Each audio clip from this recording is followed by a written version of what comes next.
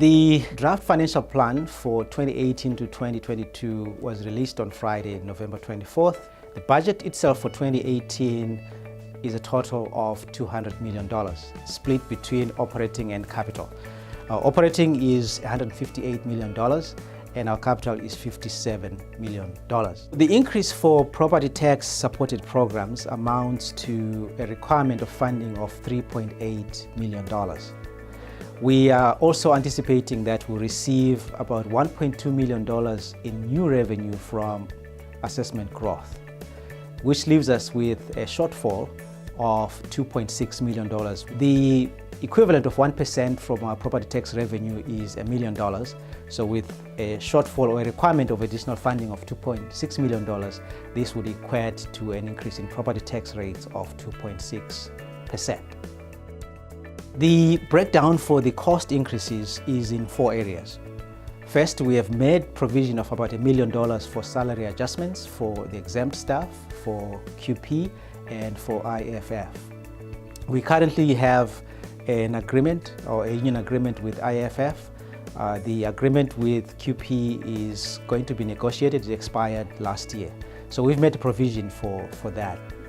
The second $1 million in cost pressure is relating to our general asset management, 1%.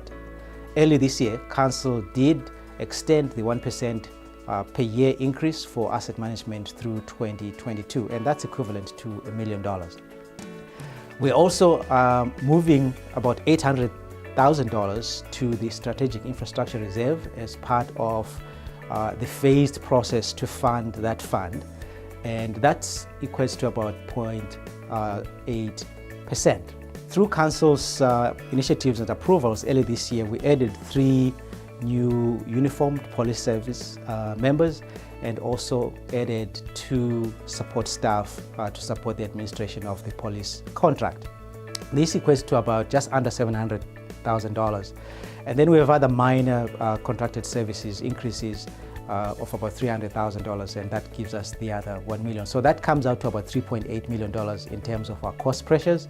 We are lucky that our assessment is still growing, and we'll be able to offset about $1.2 million of that cost pressure increase. Finally, on property acquisition, you will notice in the budget that we are investing close to $8 million between 2017 and 2018 in strategic acquisition of properties. And that will help us to implement some of the projects identified in the strategic plan and also some other future projects that might come forward. So the impact of property tax increases and user fees increases to a typical home or household in Nanaimo would be $125 a year, which equates to about $10 a month. The split for the increases are as follows. Our water user rates are going to go up by about $36. The sewer is going to go up by $6, and our solid waste is going to go up by about $24. And then the balance of $51 represents the increase of 2.6% in our property tax rates. Now, what we call a typical household here in Nanaimo is a house with an assessment of about $441,000. If we look at our property tax rate increase trends from 2015 to 2018, where from 2015 to 2017 we have actual rates and we have projected 2.6% for 2018. We would be looking at a reduction in costs equivalent to about 5.5% equivalent of property taxes, which is about $5.5 million.